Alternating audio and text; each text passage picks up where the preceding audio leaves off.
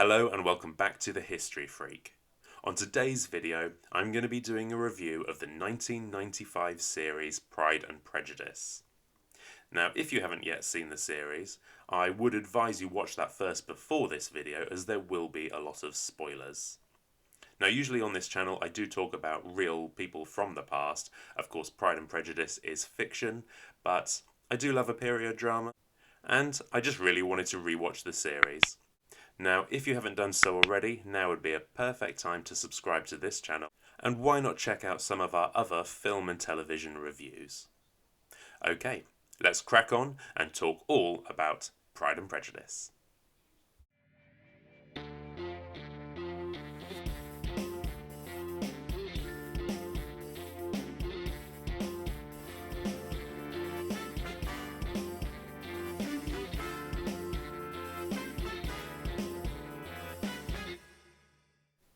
Number 1. Success. The show was extremely successful. Of course, back in '95 there was a lot less choice of what to watch. But even considering this, the viewing figures for the series were very high, and the show did well in other countries too. It received a healthy number of big award nominations, some of which it won. Reviews were generally very good. The show had a heap of really well-known actors, and I'm not going to pick through the many individual performances because I actually think everyone did a brilliant job. Colin Firth was a breakout star from the series, and of course is still killing it to this day. For me personally, the series initially passed me by, as I was a teenager and the last thing I thought was cool was to watch a Jane Austen adaptation. But how foolish I was, because when I eventually did get round to watching it, I loved it so much, and it's still so much fun to rewatch, which I have done several times. Number 2. The Bennett Family. Much of the action comes from the Bennets.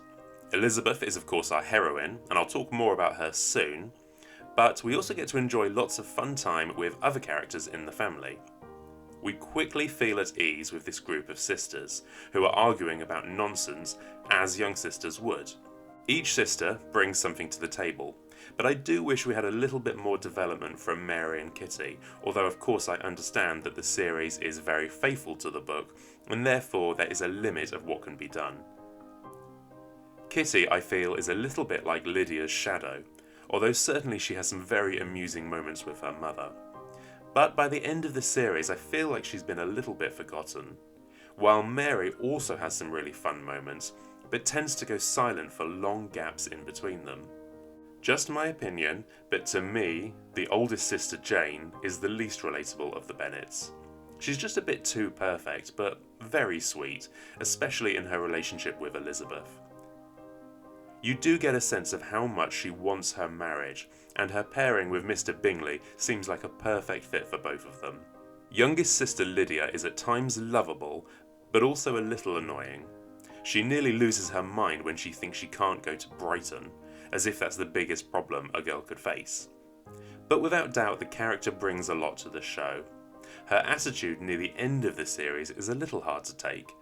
Despite the upset she caused her family, her pride at being the first sister married seems to be all she cares about. Mr. Bennet has a calm but likeable vibe, and he is genuinely sweet to his daughters, especially Elizabeth, who he really has a nice connection with. Mrs. Bennet is someone who could seem very annoying and loud at first, but after a short time becomes a real favourite with so many funny moments. I love the way she's constantly talking at parties about all the gossip, no matter how cringe it is for her daughters. And her vocal dislike of Mr. Bennet is pretty funny. Number 3. Elizabeth Bennet. To say this was a perfect casting is an understatement. I think Jennifer Eel brings the character to life brilliantly. We really get a sense that she is intelligent, but also has a young sense of fun. Some of her facial expressions were so wonderful in conveying what she was thinking. We get some fabulous eye rolls and frowns. On numerous occasions where she meets Mr. Bennet by chance, we can see in her face she is thinking, not this guy again. Or when she's dying inside while her mother embarrasses her. I think we get to see that she is a flawed character too. She's so anti Mr. Darcy at the start and is openly rude to him in the scene at Mr. Bingley's home Netherfield. It's like she can't let go of the way she feels she has been insulted.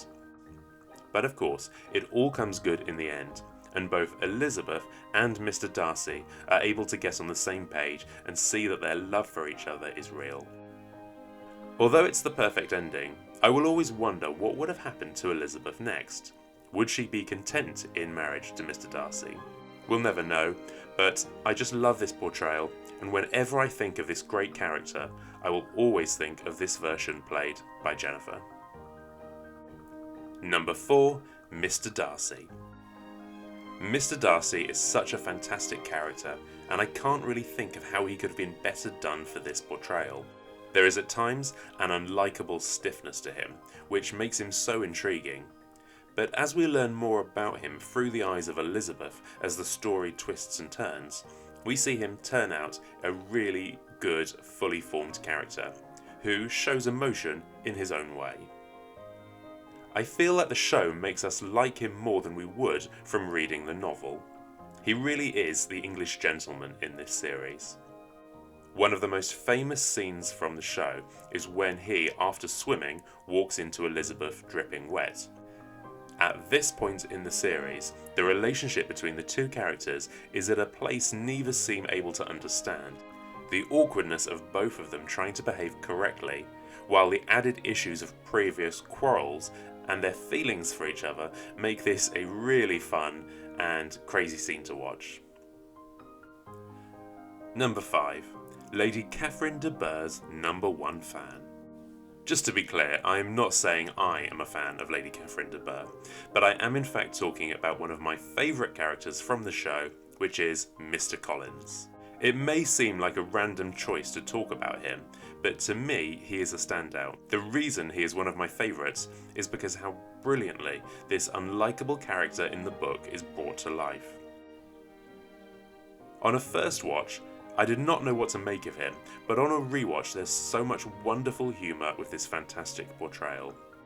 He is awkward, unaware, and at times I'm wanting to hide behind the sofa from his cringe levels. But despite that, I can't actually help but feel a little bit sorry for him at times.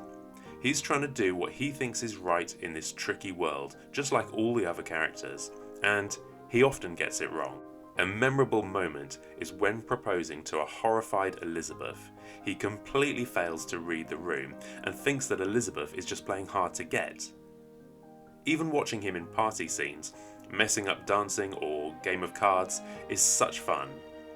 His obsession with his patronage with Lady Catherine de Bourgh is an ongoing witty part of his personality, despite the fact that Lady Catherine de Bourgh herself seems very cold to him and his wife.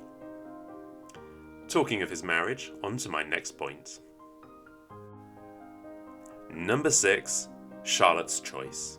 To me, one of the biggest questions from the book comes from this situation with Charlotte. We learn that after rejecting his offer for marriage for herself, Elizabeth is stunned to learn that her friend Charlotte has in fact married Mr. Collins. Now in the book, it's more clear that Elizabeth and Charlotte's situations in life are not exactly like for like. The importance of making an advantageous marriage, of course, is a huge running theme. So although at first Charlotte's choice seems strange, when she in fact justifies it to Elizabeth on the show, it makes it look a lot more logical. Charlotte is a different type of girl to Elizabeth. Elizabeth is determined to marry for love, but Charlotte sees more value in having a husband that can keep her in a good position and that she can get on day to day with without killing each other. In the first episode, we see in a conversation with Elizabeth that Charlotte looks at the whole situation very differently to her friend, and that's before Mr. Collins even comes into the picture. I actually feel like Charlotte has probably the right idea here, as to be left on the shelf for a woman in her position, heavens above that's not a good situation, and it does almost make us question if Elizabeth is wrong to be so idealistic. Ultimately, they both kind of get what they want by the end of the show. But in a blink and you'll miss it moment, at Elizabeth's wedding to Mr. Darcy, we see Mr. Collins and Charlotte as guests watching. For a moment, Charlotte's eyes flick to her husband standing beside her, and I'm not exactly sure what we're meant to read into this. Is she jealous of Elizabeth and possibly regretting her own choice? Is she genuinely happy for her friend? Or is she wondering if Mr. Collins himself possibly wishes things had turned out differently, and he was in fact marrying his cousin? Or is it something completely different? I guess it's a fun moment that is open to interpretation. Part of what makes this series so good are these little moments when we really get to question the choices of the characters. And finally, number 7, tough realities for women. Austen's books can be a great reflection on how hard life could be for all the people, but particularly women, and the show does not shy away from reinforcing that. Throughout, we see the importance put upon the Bennett sisters to behave a certain way, or God forbid, risk the chance of not getting a husband. There was a lot of expectation put upon the individual based on their gender, and an unmarried woman would have very few options in life, thus showing why so much importance is put upon it. The Bennett sisters live in a kind of limbo waiting state, where they are expected to behave perfectly and then just become part of their husbands' lives. They don't have certain freedoms with money or the ability to do as they like in case it risks their precious reputation. On top of that, they have limited life experience and are expected at a young age to be ready for a husband. When at the end of the series Lydia goes rogue, all the sisters' future is put at risk. The rest of the family believe there is a genuine chance that to be so harmed in reputation as a family could prevent any of the sisters from being married themselves, despite the fact they had nothing to do with it. The show really does communicate the tough situation these young women are in. On appearance, they may seem like privileged young girls without a care in the world, but as we see, they are living a genuinely tough reality. And all of this helps build them into strong characters that we can root for.